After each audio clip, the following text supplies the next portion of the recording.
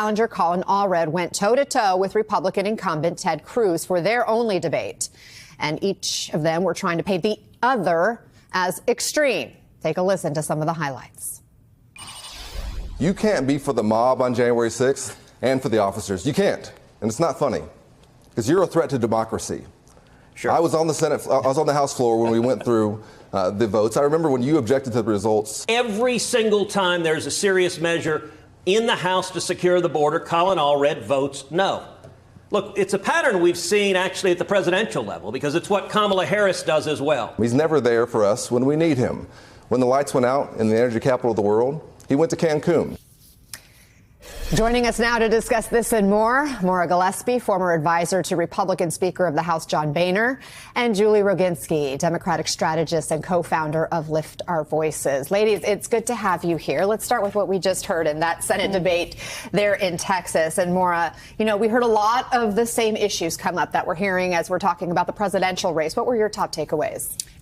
My top takeaway was that the issues that they're focusing on is something that you're seeing across the board, right? Republicans and Democrats and the fringes have really gone too far on different issues. And what you're seeing now is they realize they went too far and they're trying to go back towards the middle where the rest of the country is. So you have, Ted Cruz talking about the border, trying to hit Colin Allred on that, saying, you didn't do anything. And now you're saying that we need a stronger border.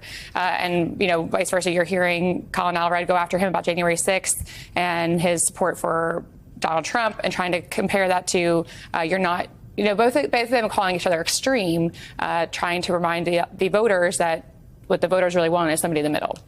Julie, Texas hasn't elected a Democrat for president since Jimmy Carter. They haven't elected a Democratic senator since the 90s. Is Colin Allred doing what he needs to do to change that? Well, Texas also has never had the kind of federal abortion ban that Donald Trump effectively instituted, in the sense that it allowed the federal government to get out of this business and allow places like Texas to institute something that is literally costing women lives.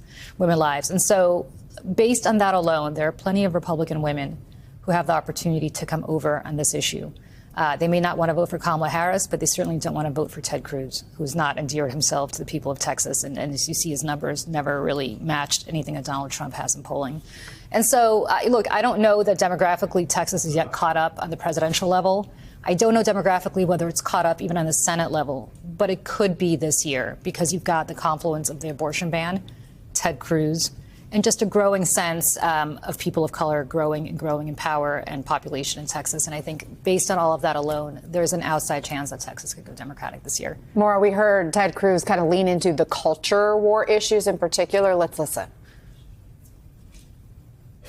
Congressman Allred joined 100 radical Democrats in demanding that our military allow drag shows on military bases, pay for soldiers to have sex changes using taxpayer money, and pay for children to be sterilized and have sex changes on military bases. When Ted Cruz starts talking about team sports, you got to watch out because the only position he ever played was left out. And I'm not trying to be mean, Senator, but sit this one out, please.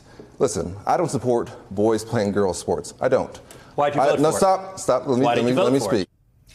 More in a political environment where inflation, abortion, cost of living are top issues for a lot of voters. Were these smart attacks? It's what Republicans, and you're seeing it because it comes from the top down. So Donald Trump has obviously spent millions and millions of dollars on these ads pointing out the Kamala Harris is for they, them, Donald Trump is for you. That line of advertising is obviously it's been effective because it's targeting fear. And we know that fear is a motivator for people to go out and vote if they feel like their livelihood or their life is threatened in some ways. I don't think that as a society it's a good message for us to be focused on when there's so many other issues at play here, like the economy, like women's rights. So I just think that it's short-sighted. But again, that's what Donald Trump is really good at, and that's what he focuses on. And in this way, I do think there is a majority or a block of voters who do worry about this issue. But if they're being targeted in this way, to be afraid of it and to be angry about it, what does that say for us? Is that's our motivating factor to get people out to vote? It's not. I worry about that long term. Let's talk bigger picture.